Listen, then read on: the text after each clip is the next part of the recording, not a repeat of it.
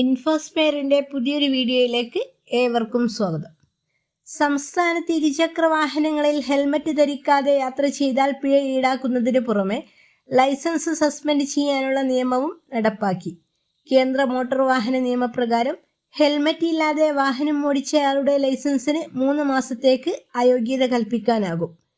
പിഴ ചുമത്തുന്നതിന് പുറമെയാകും 3 മാസത്തെ സസ്പെൻഷൻ. ചട്ടലംഘനം വ്യാപകമാക്കുന്ന പശ്ചാത്തലത്തിലാണ് നടപടികൾ കടുപ്പിക്കാനൊരുങ്ങുന്നത്. ഹെൽമറ്റ് ധരിക്കാത്തവരെ പരിശീലന കേന്ദ്രത്തിൽ അയച്ച് ചട്ടം പഠിപ്പിക്കാനും സാമൂഹിക സേവനത്തിനയക്കാനും വ്യവസ്ഥയിലുണ്ട്. ഹെൽമറ്റ് ധരിക്കാത്തവർക്കു കേന്ദ്ര നിയമപ്രകാരം 1000 രൂപയാണ് പിഴയെങ്കിലും സംസ്ഥാനങ്ങൾക്കുള്ള പ്രത്യേക അധികാരം ഉപയോഗിച്ച് കേരളത്തിൽ 500 രൂപയാക്കി കുറച്ചിരുന്നു. പിന്നിലിരിക്കുന്ന യാത്രക്കാരൻ ഹെൽമറ്റ് ധരിച്ചില്ലെങ്കിലും ഡ്രൈവറുടെ ലൈസൻസിനെയാണ് ഇത് ബാധിക്കുക. CCTV ക്യാമറകൾ വഴി ഹെൽമറ്റ് ഇല്ലാതെ യാത്ര കണ്ടെത്തി പിഴ ഈടാക്കുന്ന സംവിധാനം ഇപ്പോൾ നിലവിലുണ്ടല്ലോ. പിഴ അടച്ചില്ലെങ്കിൽ വാഹനം ബ്ലാക്ക് ലിസ്റ്റിൽ ചെയ്യപ്പെടാം. എല്ലാ മോട്ടോർ സൈക്കിൾ യാത്രക്കാരും ഹെൽമറ്റ് ധരിക്കുന്നതിലൂടെ സംസ്ഥാനത്തെ വാഹന അപകട നിരക്ക് 20% കുറയ്ക്കാനാകുമെന്ന കണക്കിന്റെ അടിസ്ഥാനത്തിലാണ് നിയമ നടപടികൾ ശക്തമാക്കുന്നത്. ഹെൽമറ്റ് ഇല്ലാതെ വാഹനം ഓടിക്കുന്നത് കൂടാതെ മറ്റ് ചട്ടലംഘനങ്ങൾക്കും നേരെയും കർശന നടപടികൾക്ക് ഒരുങ്ങുകയാണ് മോട്ടോർ വാഹന വകുപ്പ്. അടുത്ത അറിയിപ്പ്. പുതിയ സർക്കാരിൻ്റെ ഏറ്റവും പ്രധാനപ്പെട്ട തിരഞ്ഞെടുപ്പ് വാഗ്ദാനങ്ങളിലൊന്നായ സ്ത്രീകളുടെ സൗജന്യ ബസ് യാത്രാ പദ്ധതിയുടെ പ്രഖ്യാപനം ഇപ്പോൾ വന്നിരിക്കുകയാണ്. തുടക്കത്തിൽ KSRTC ഓർഡിനറി ബസ്സുകളിൽ മാത്രമായി ഈ ആനുകൂല്യം പരിമിതപ്പെടുത്താനാണ് സർക്കാരിൻ്റെ തീരുമാനം. ഫാസ്റ്റ് പാസഞ്ചർ ഉൾപ്പെടെയുള്ള ഉയർന്ന ശ്രേണിയിലുള്ള ബസ്സുകളിൽ സൗജന്യ യാത്ര അനുവദിക്കുന്നത് പ്രായോഗികമല്ലെന്ന KSRTC വിദഗ്ധ സമിതിയുടെ വിലയിരുത്തലിനെ തുടർന്നാണ് ഈ നീക്കം. തുടക്കത്തിൽ എല്ലാ KSRTC ബസ്സുകളിലും സ്ത്രീകളുടെ സൗജന്യ യാത്ര പരിഗണിച്ചിരുന്നെങ്കിലും പ്രായോഗിക ബുദ്ധിമുട്ടുകൾ ഉയർന്നതോടെയാണ് ഓർഡിനറി ബസ്സുകളിലേക്ക് മാത്രമായി ചുരുക്കിയത്.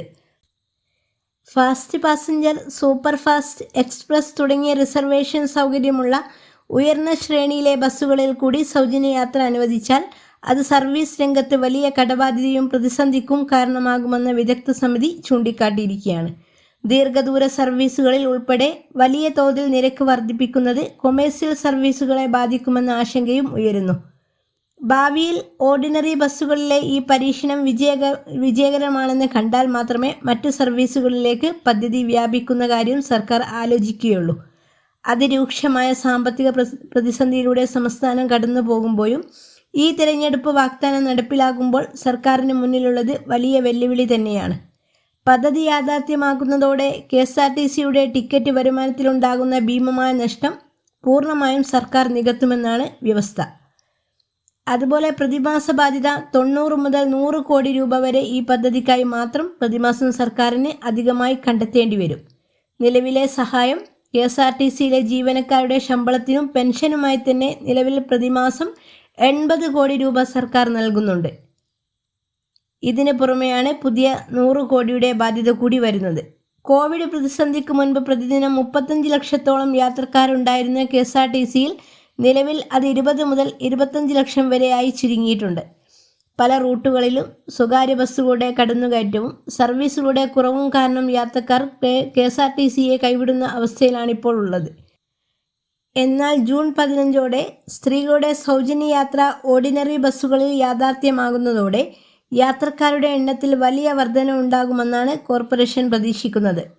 ഓർഡിനറി ബസ്സുകളിലേക്ക് സാധാരണക്കാരായ സ്ത്രീ യാത്രക്കാർ വൻതോതിൽ തിരിച്ചെത്തുന്നത് KSRTCയുടെ ജീവൻ നിലനിർത്താൻ സഹായിക്കുമെന്നും വിലയിരുത്തപ്പെടുന്നു.